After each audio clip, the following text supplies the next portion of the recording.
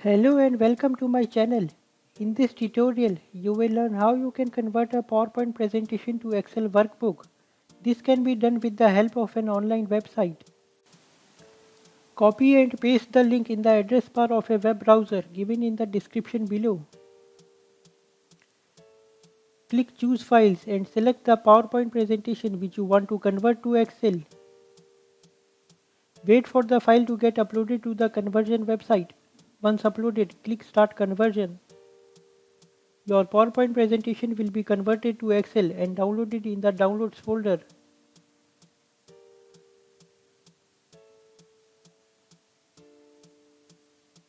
To edit the Excel file, click Enable Editing.